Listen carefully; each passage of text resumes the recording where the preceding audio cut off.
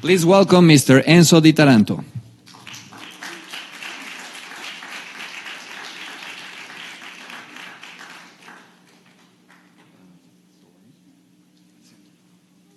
Visionary, investor and sustainability strategist, is a former diplomat, multiple award recipient, and for 3 decades been manager of multi-billion-dollar sustainability programs, magnified by his pivotal role as the campaign manager for the United Nations Secretary-General in New York.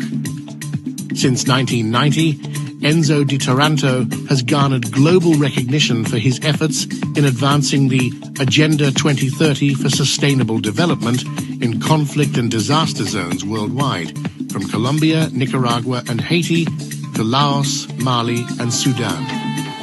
In more recent years, Mr. Di Taranto has fixed his gaze towards Planet Gold, an innovative eco-investing portfolio, while simultaneously advocating for the concept of sustainable luxury living within the key industries of real estate, hospitality, energy, technology, wellness, entertainment, and fashion. His forward-thinking initiatives have underscored his commitment to driving positive change on a global and massive scale.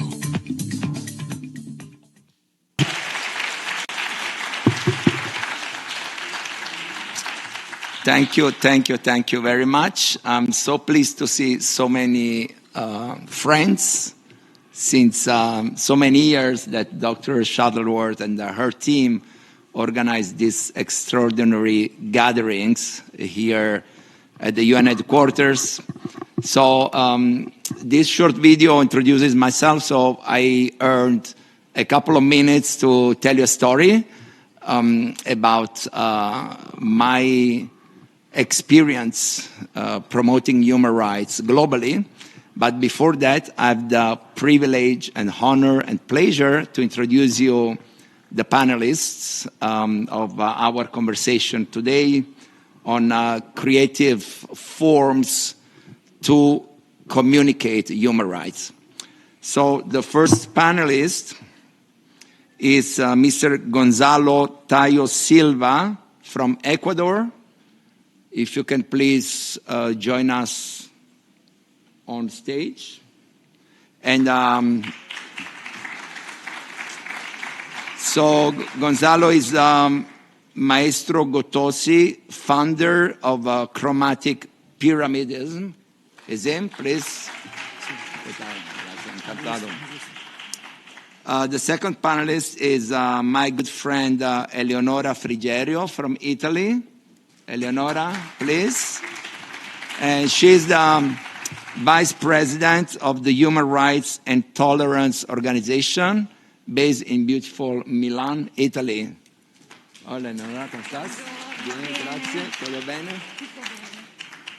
So the third panelist is Maria Marisol Curi Lorenzo from Mexico. And Maria Marisol is the Undersecretary of Human Rights of Querétaro. Bienvenida. Tome asiento, por favor. Luego, también mi amiga ahora, and singer, songwriter, actress, and speaker, Sofía Angélica. And last but not least, Professor Ted Ellis, Director of Civil Rights Institute of beautiful Florida State University. Good morning, welcome.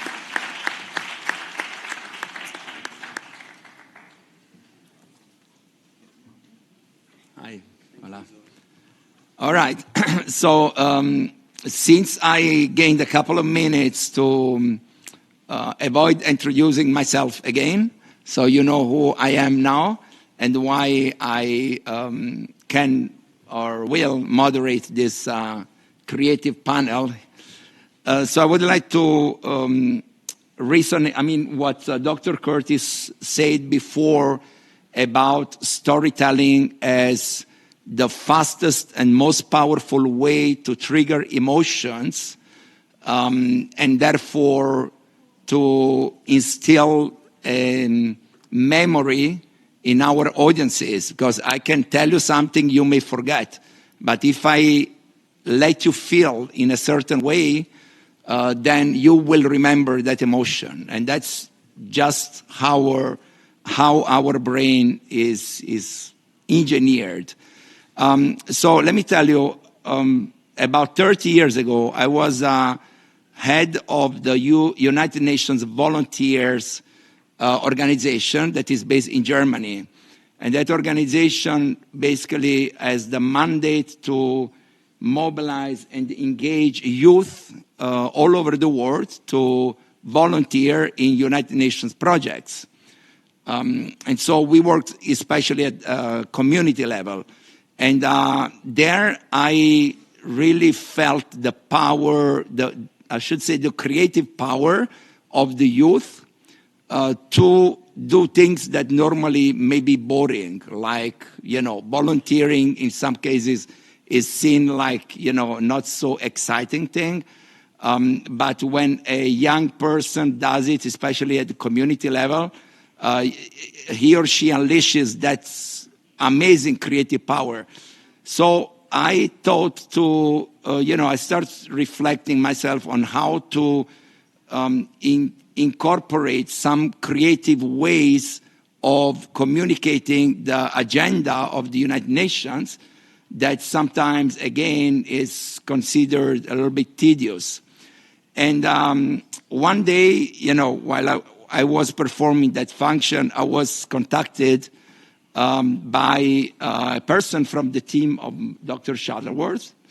And then it's where, how and where and when I started my engagement and started knowing about the work of Youth for Human Rights.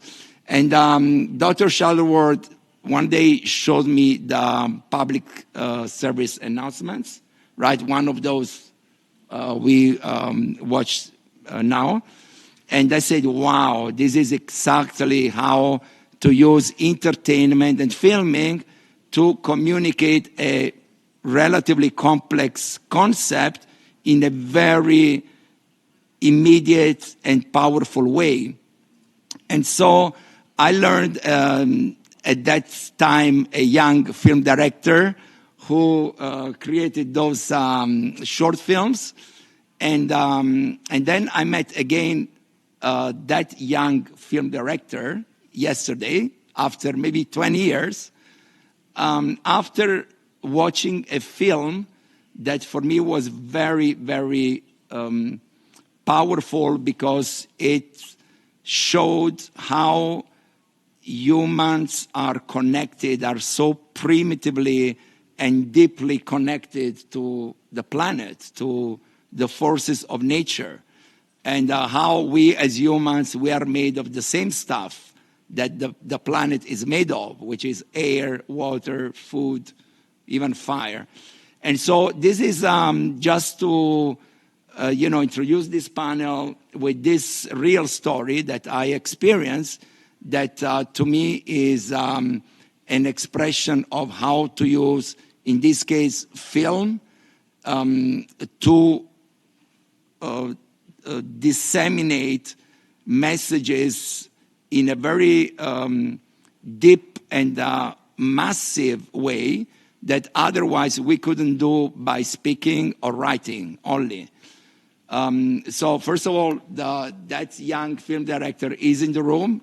His name is Taron Lexton, and I would like to please give him a round of applause.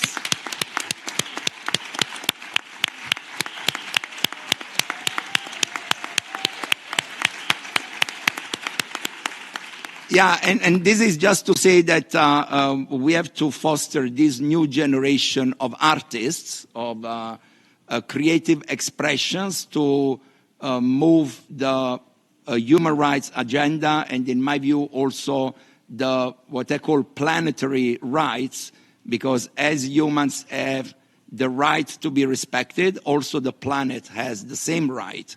as once again, yes, thank you. Once again, we are one thing. So we cannot only respect humans if we don't respect the stuff that makes humans, which is Mother Earth.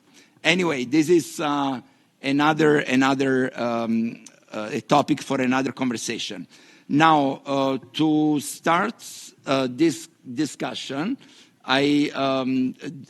our rules is that each panelist has 3 minutes, correct? 3 minutes. I will respectfully try to keep the time. And then we also have an additional minute for one question or a final consideration. So I would like to start maybe going from right to left without order of priority, just because we are seated like that.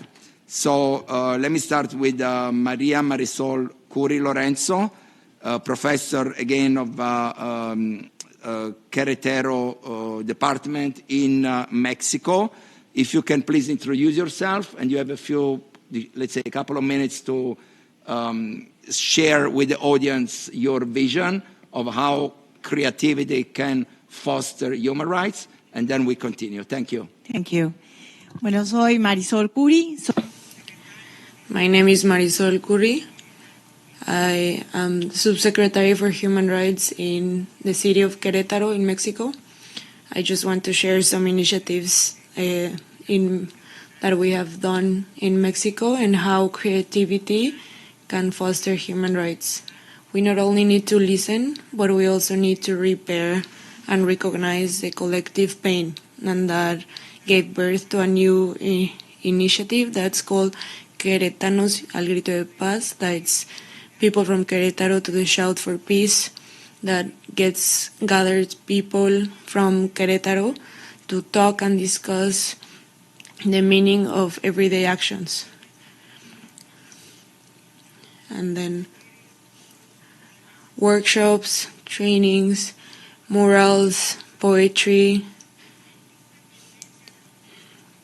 communal distinctions get together to talk and discuss human rights, such an abstract topic in some areas. These strategies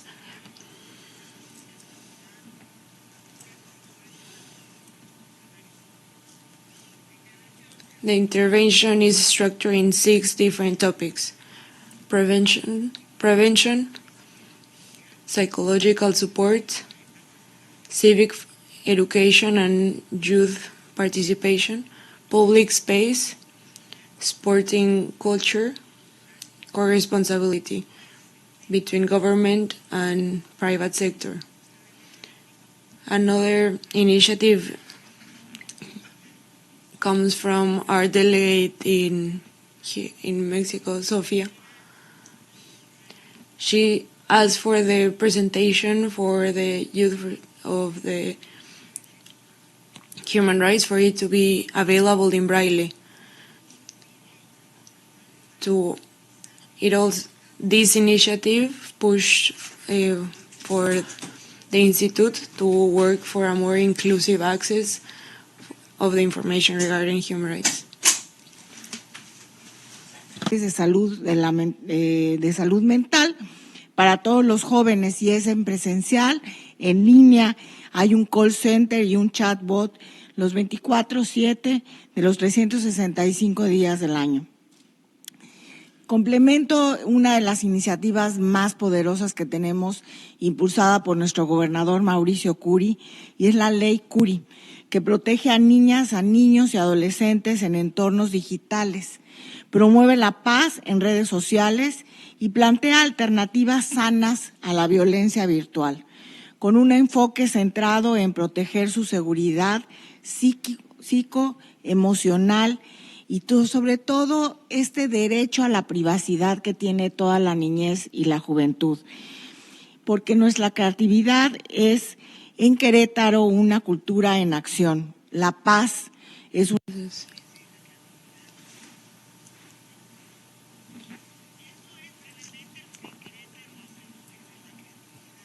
al servicio de la dignidad de todas y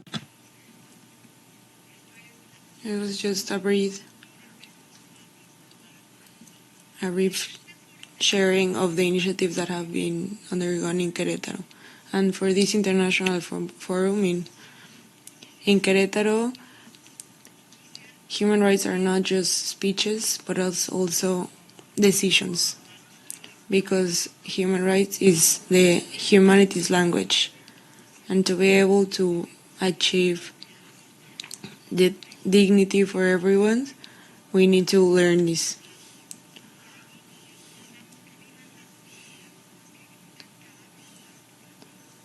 And there we want to help and promote the voices that shout every time more for peace.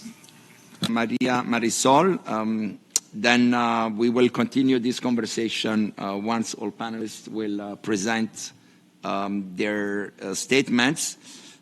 So let me move now to Gonzalo Tayo Silva from Ecuador, again founder of the Chromatic Pyramidism, and I'm very curious to know what about pyramidism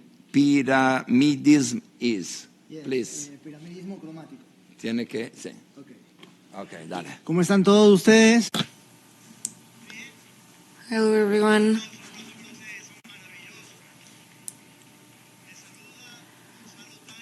My name is Gonzalo Tayo. I'm representing Ecuador and Latin America.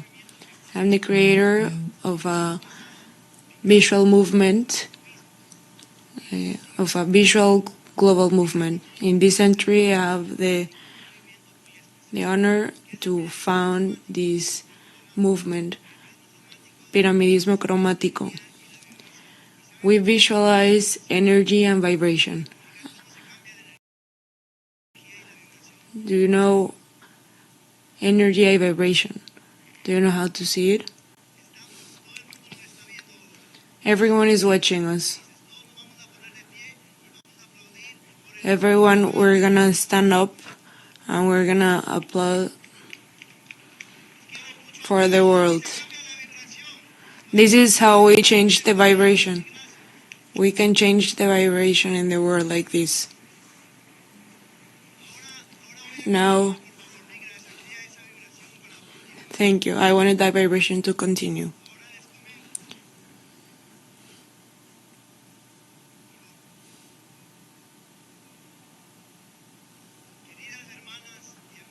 Dear brothers and sisters, I'm honored to be here with you.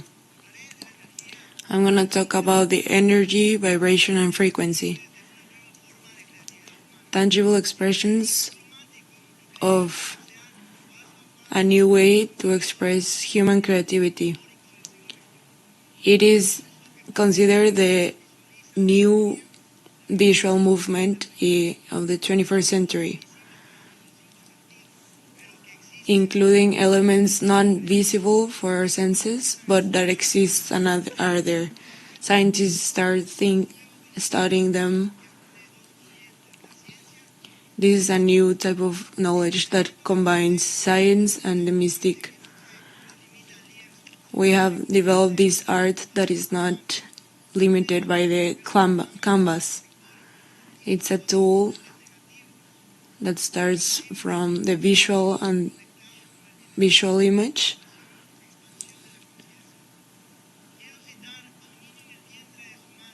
connected with conscience and energy vibrations.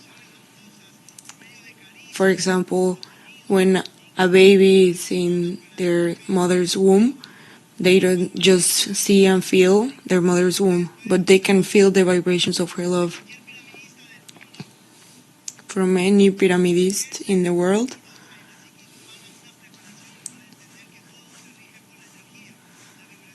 they know that everything is governed by energy, vibration, and we can manage this energy and vibration in our favor. This movement changed my life, and it has changed the life of many others, manifesting with emotion and different media, different messages. I have used this technique throughout the past 10 years and with good results.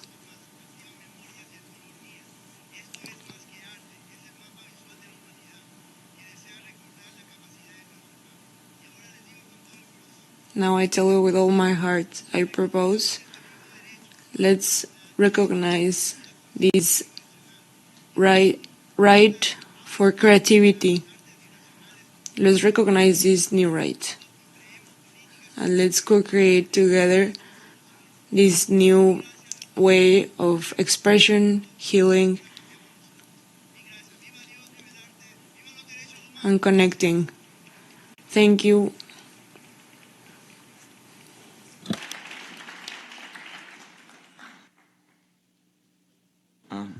Well, definitely this is a concept that it's a cross-cutting concept in all arts, which is reshaping energies through visual or auditory expressions.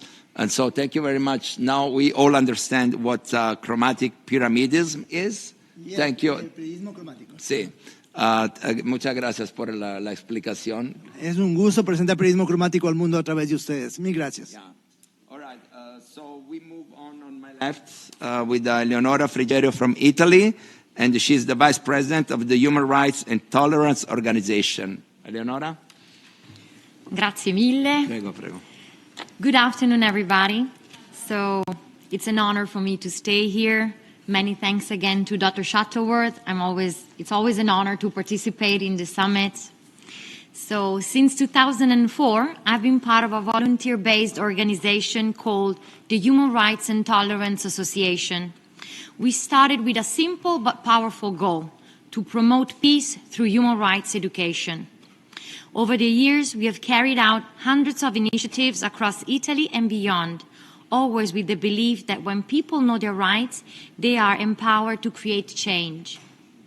In Italy, where there is a large and growing population of foreign residents, more than 5 million, we have focused strongly on promoting integration and tolerance. One of the ways we have done this is by working directly with the many consulates of foreign communities and countries present in Italy. We have held conferences for consulate staff to make sure that human rights are not only respected in their work, but also passed on to the communities they serve. From there, we extended our efforts to the many associations founded by foreign communities in Italy. These organizations are active in partnering with them, are active in every sector, from education to culture to social services. By partnering with them, we have been able to reach deeply into communities, spreading a message of unity, respect, and shared responsibility. At the same time, we have always believed that the key to a better future lies with young people.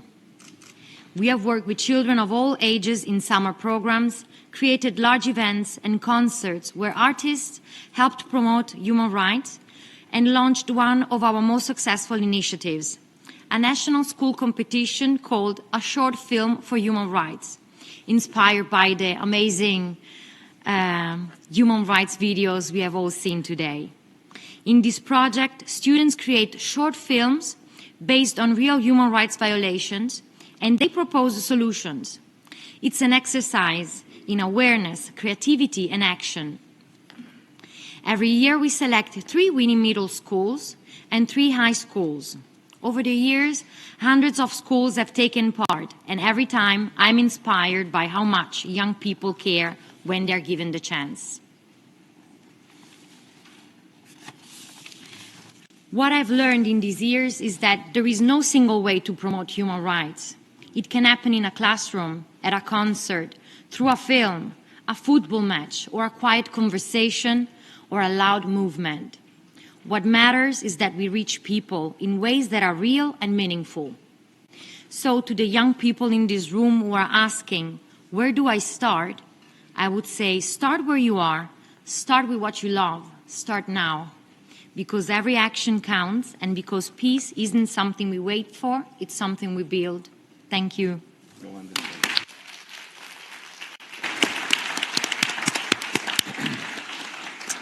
Grazie, Eleonora. Just to put a little bit more in context, the configuration of this panel that obviously Dr. Shuttleworth has set up. So we have politics, paintings, volunteering, music, and education. So these are different ways of communicating to the youth and the population in general. And so we are exploring how creativity and arts can amplify this type of vehicles, I can say. Grazie, Eleonora. And Sofia, please, the floor is yours. Yes, I am following your lead, Enzo. It's an honor to be here, especially since I've been collaborating with Youth for Human Rights International since I was 15. So it's been like 12 years now, which is insane. Time flies when you're having fun. And I've always believed in the power of music to make a difference. I saw it firsthand when I traveled with Youth for Human Rights Taiwan. And in various other schools and organizations that I've done a workshop in or I've performed at, I've gotten some amazing comments back just from the song. They never listen to what I say. They listen to the song. So I'll get to my actual words. Okay, Your Excellencies, distinguished guests, fellow panelists, delegates, Dr. Mary Shuttleworth and the Youth for Human Rights International team, thank you so much for this beautiful opportunity. I feel so honored that in a way, my life purpose found me when I was 12 and I was asked to sing at the United Nations. I did not know what I was doing at 12 years old, but it's something that inspired me greatly and I continue to do so now. So many see the arts simply as a hobby or as a break from reality. While that is true, often what we don't realize is the long-lasting impact it can have. My experience with the arts and advocacy have all taught me one thing, that we are all human. We all respond to the same thing, which is emotional connection. And the arts is a huge, huge part of that because that's what it elicits. We still live in a world where so many forms of discrimination are present. We are often hindered due to differences in culture, religion, identity, race, power, perspectives. The list goes on and on. I've been told that I can't be Latina and American at the same time, that I can't be in both industries at the same time as a musician. But shouldn't we be celebrating this diversity? I recently had a video go slightly viral on social media about being Latina, and there are people fighting in the comments about what Latinos should look like. In a world where we are all simply human, no one would be judged, put in a box, or be in pain due to these social constructs. However, we have the power to change all of this with our voices, especially with art, if we learn how to use it and connect creativity to this social responsibility. When everyone told me to choose one, I chose all, and now I create bilingual pop music in both markets. It's my way of saying no to all of those societal limitations, because we are not one or the other, or we're not what people tell us we are. We are not our stereotypes. We are not our conformity. We are our beautifully unique selves, and we all deserve the right to be. Thank you.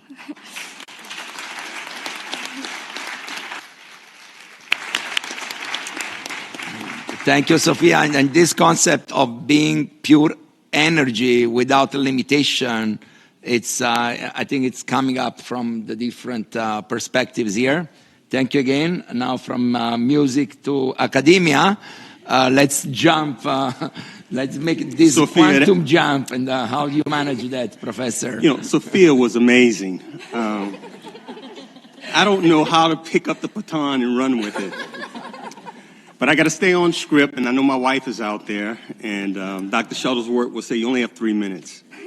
So I'll get to the nuts and bolts of it, but I am so charged and so motivated to push everything forward and what we believe in the future for our kids and the compelling power of the arts, the creative spirit that runs in each and every one of us. How do you ignite that? How do you just take that and let that absorb you so that we could have the kindness and care and compassion for each other?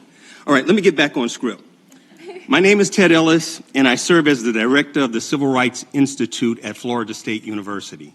I am a visual artist, historian, and national advocate for cultural preservation. My life work is deeply rooted in the belief that education, with human dignity and creative expression, can be a most powerful tool for peace and for safety and for protection. At the Civil Rights Institute, we work to educate and engage communities through the lens of history, justice, and equality. One of our guiding principles is that human rights are foundational to peaceful societies, and education is the tool that unlocks understanding and accountability. But sometimes it's the arts, not textbooks, that sparks the deepest conversation and feelings.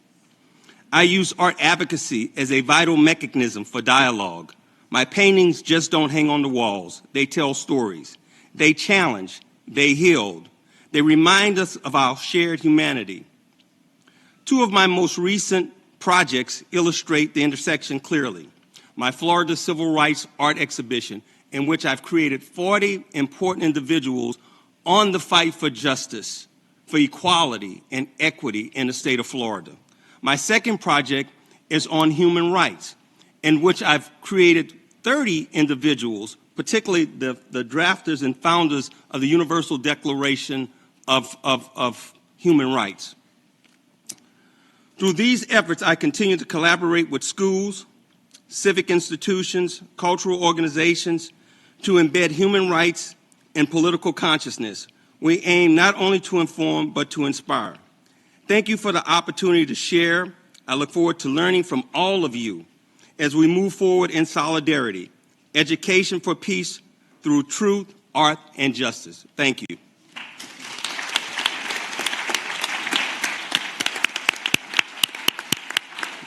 Thank you very much, Professor. So we have an additional minute to add. Actually, you have an additional minute to answer my question.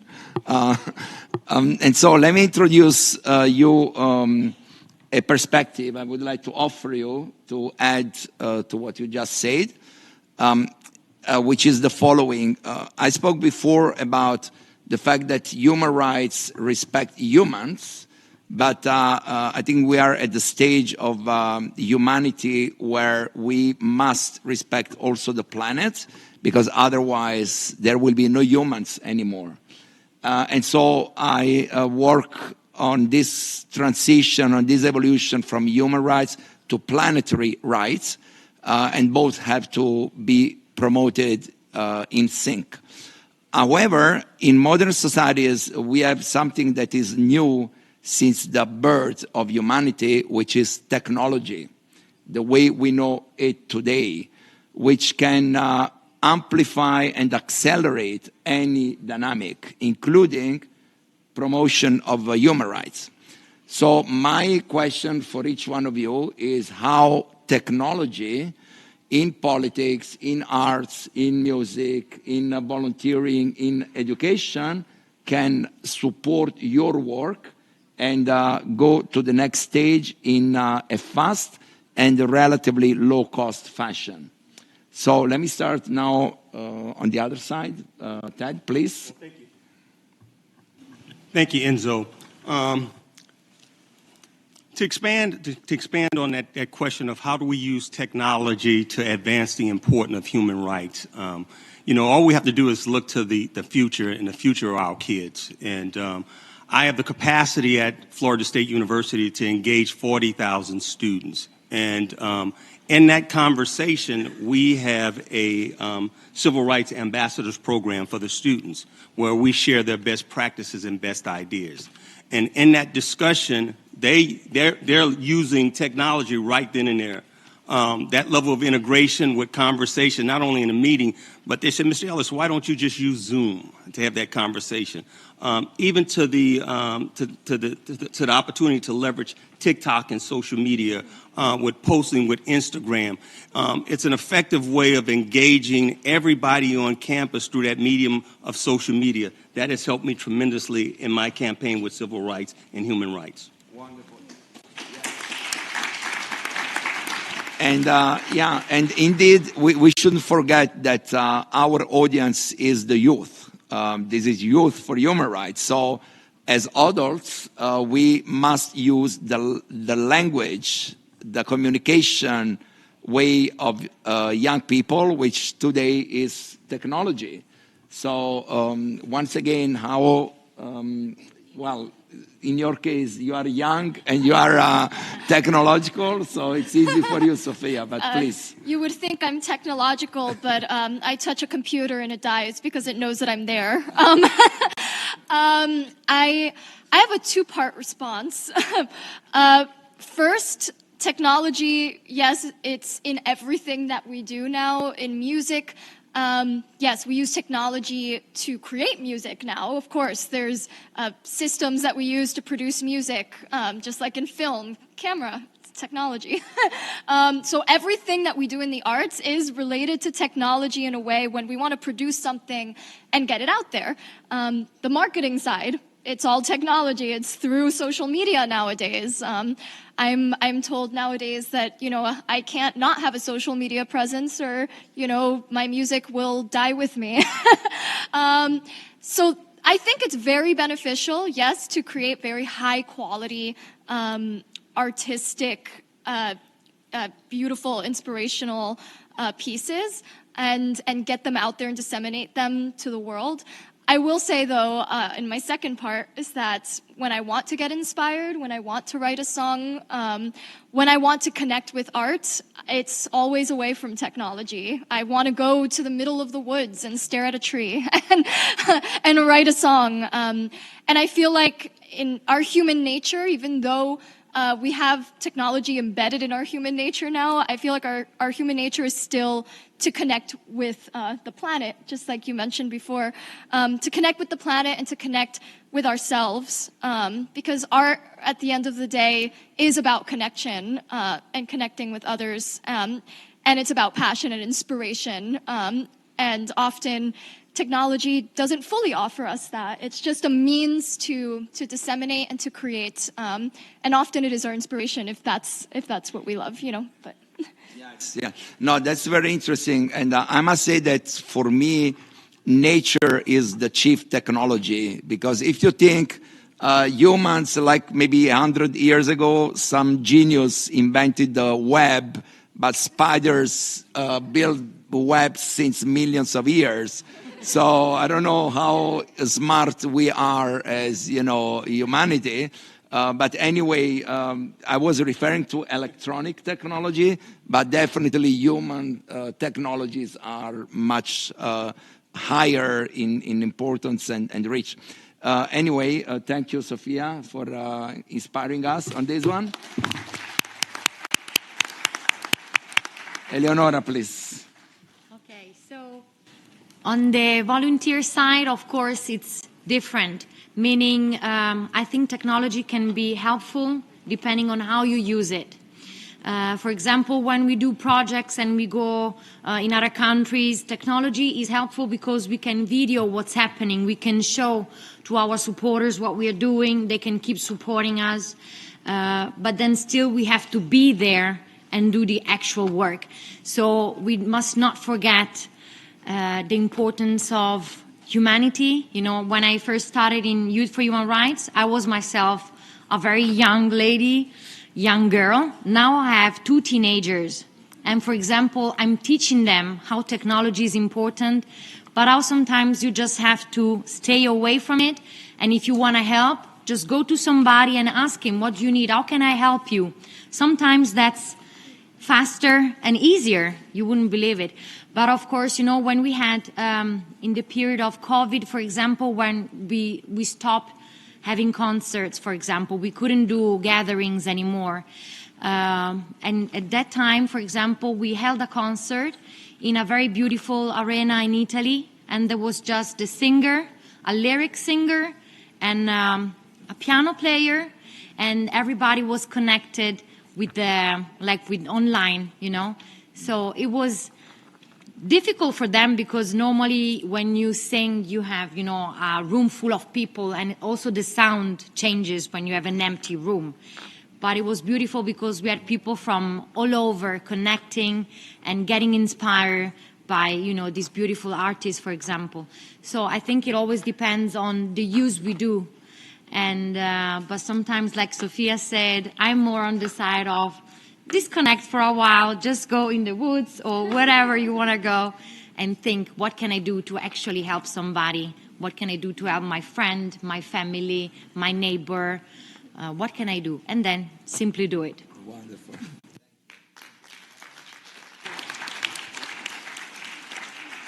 Another inspiring answer to this difficult question. Thank you very much. Now let's see how you, with your pyramidism, you approach technology. Please. Ahí está. Yo pienso que la tecnología es I think technology is really important in the art. It's always been used. It has always been a link, a connection for art. But now that it's been used, it's important to know that for diffusion, for sharing, it's important to also touch base with communities, to bring these with different communities around the world. Aside from all the tools that the technology provides, it's also important to use it for vulnerable communities, for these marginalized communities. It all begins when we create a link between art and technology, when we create a piece, we spark curiosity. So the audience uses that curiosity to answer questions and to follow through. And that creates vibrations and creates energy. And that is it. That is real. In that search to answer those questions arising from curiosity, it can change their lives. Because that, when you look for answers, that changes your energy and your vibrations. I was one of those persons that I was in a really dark place, really, really dark place. And now I changed the vibrations, the energy, my light. And now I'm working to share this method. This vibrational art needs more than words.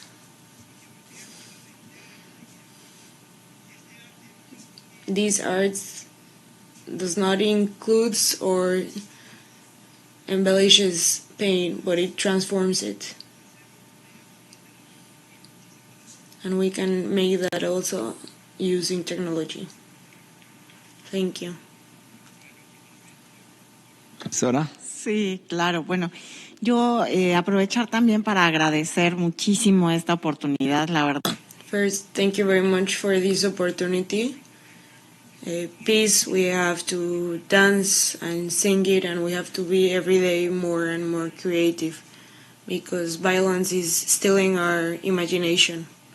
So the creativity is a really important way out.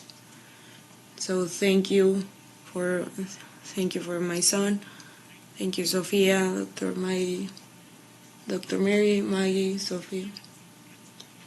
Finally, technology in public policy helps us combine regulation, teaching, and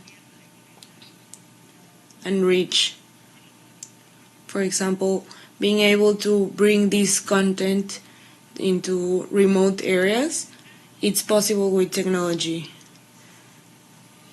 Nonetheless, in Querétaro, for example, we have a new law, Law Curi, that they restrict the use of phones and these devices during school time, because this also fosters peace in those spaces. Just through communitary spaces, we can create a culture of peace. We just launched this law for kids to bring back these interactions in school, not with a tone of prohibition, but they know that involves it's for a social construction, for them, for their development. And this is what, in result, we want to do. We want to construct a peace culture. When we are out of words and technology doesn't work, we have to bring back the public policy that of understanding, of storytelling, and most of all, of humanity. We have to listen to each other every time more and more every time. We are connected to information, but we have lost the manifestations and our expressions, like singing, like poetry, like acting.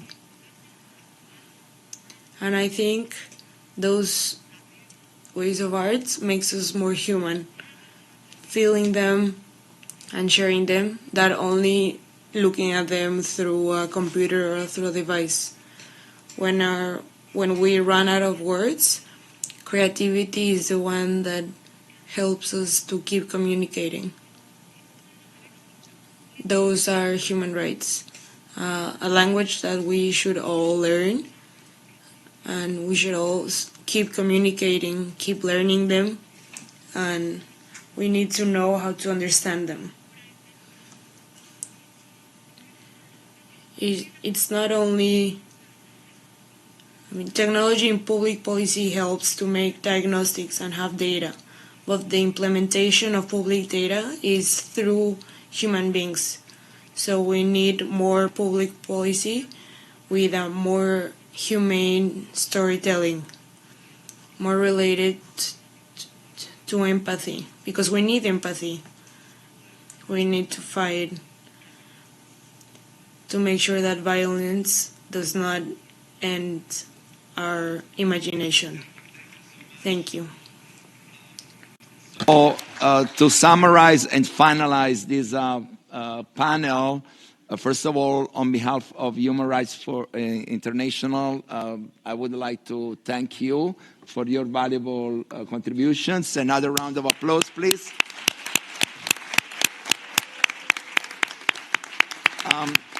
And then, just to conclude, the human rights experts talk about a third generation of human rights, and this category is composed of environmental rights, like the right to have access to clean water, to clean air, to clean food, and also having access to the internet, which is another right that unfortunately the youth in many developing or poor countries or war-affected countries don't have to.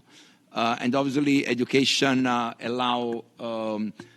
internet allows education to be spread in a more massive and global way at a very low cost. So despite the risks, especially now with artificial intelligence, we need to govern these new dynamics, but certainly technology allows to disseminate important messages like the Universal Declaration for Human Rights, as I said, massively, globally, and at low cost. And in conclusion, I would like to leave you with a sentence that another genius film director like Spike Lee said. He said, "Imagine if Gandhi had a webcam." Thank you. Thank you.